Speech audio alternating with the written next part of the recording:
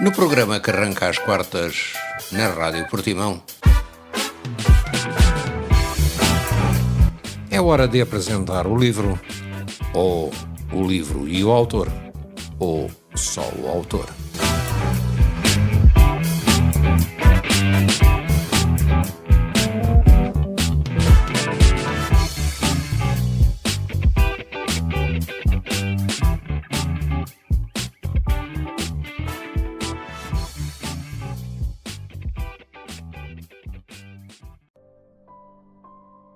E hoje, para o livro e autor, trago mais um trabalho lindíssimo, elaborado por Anabela Queilhas.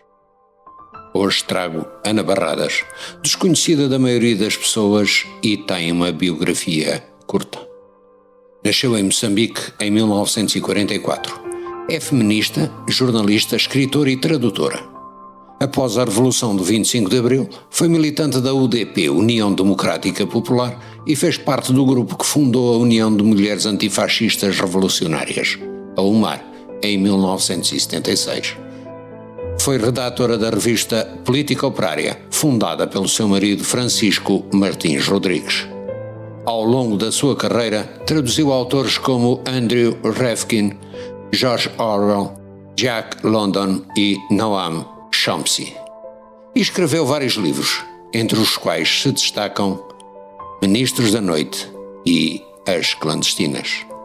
Hoje vou partilhar a obra Ministros da Noite, o livro negro da expansão portuguesa, uma das obras decisivas para a compreensão do que foi chamada a expansão portuguesa, com o seu lado mais obscuro e desconhecido dos empreendimentos portugueses.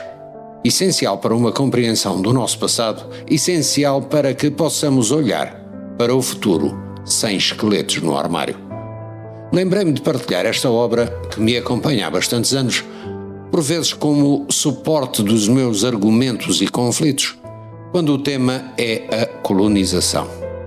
É sempre bom tê-lo à mão para sustentar a lucidez, quando o tema é engrandecido para além da bravura dos portugueses em descobrir novos mundos e novos conhecimentos. Todos os acontecimentos históricos vivem das suas circunstâncias, e a história não se pode alterar ou corrigir. Porém, devemos estar informados e não repetir erros. A humanidade evolui em termos científicos e os valores renovam-se. Mesmo assim, no século XXI, a escravidão continua a existir. Explorados e exploradores também.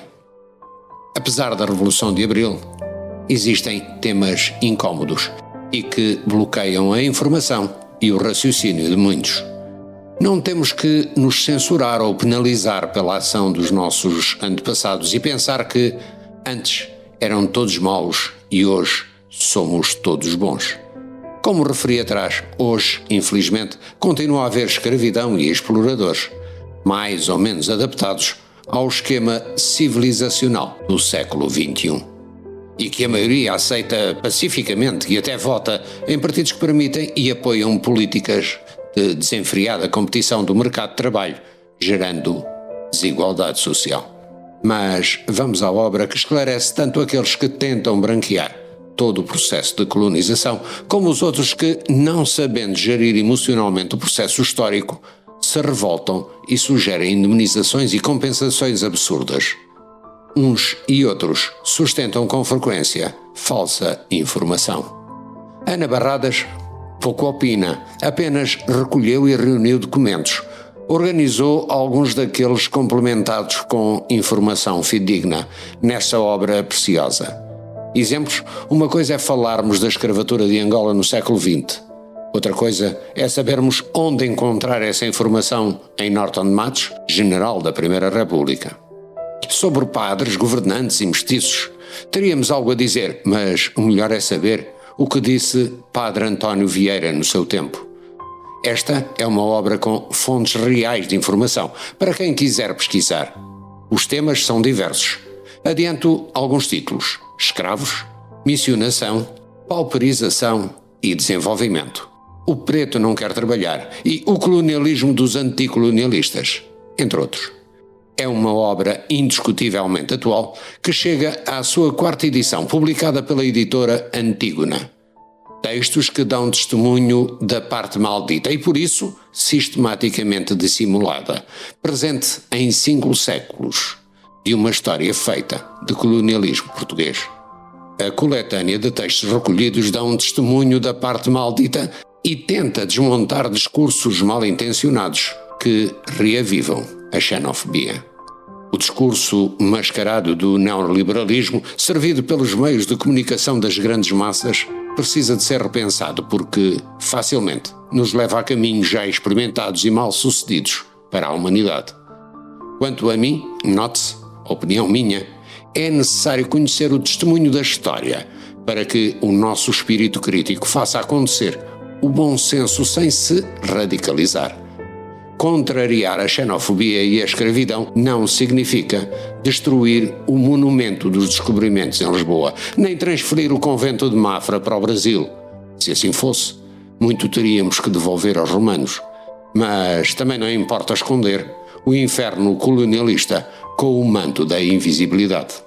Para o ouvinte, este livro não pode faltar na sua biblioteca porque ajuda a clarificar a história e os seus conceitos um pouco deformados por imensa literatura tendenciosa que já temos.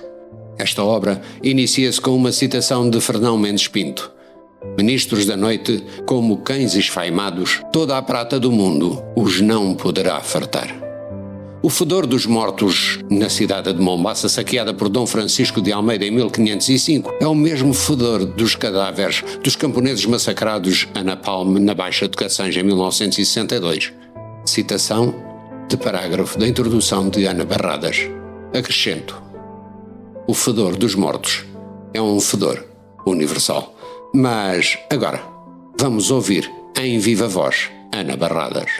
Meu nome é Ana Barradas. Eu sou várias coisas, mas para me definir posso dizer que participei do movimento anticolonial, fui resistente antifascista e vivo, metade da minha vida tem sido vivida em democracia, mas também não gosto deste regime.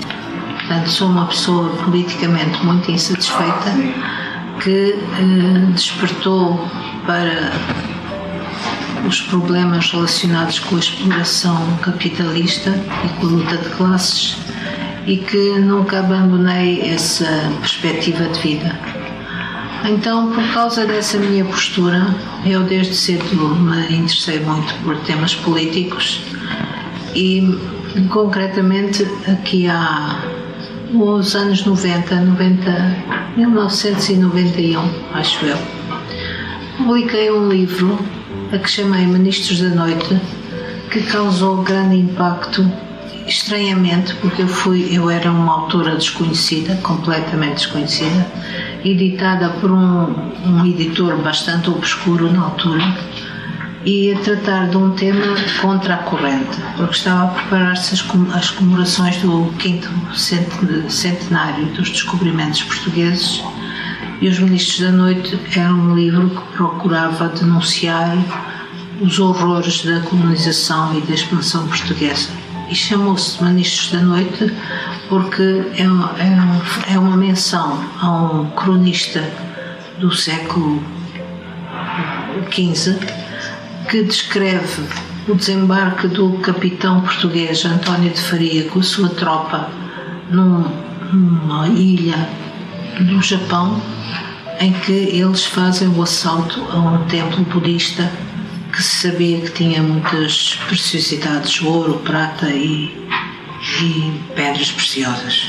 Então, o cronista conta que no meio do saque encontra um monge budista sentado num tronco de árvore com um ar muito impassível, que lhe diz a ele: ministros da noite, cães esfaimados, nem toda a prata do mundo vos poderá saciar. Então, isto é um pouco o epítome do colonialismo português e outro qualquer.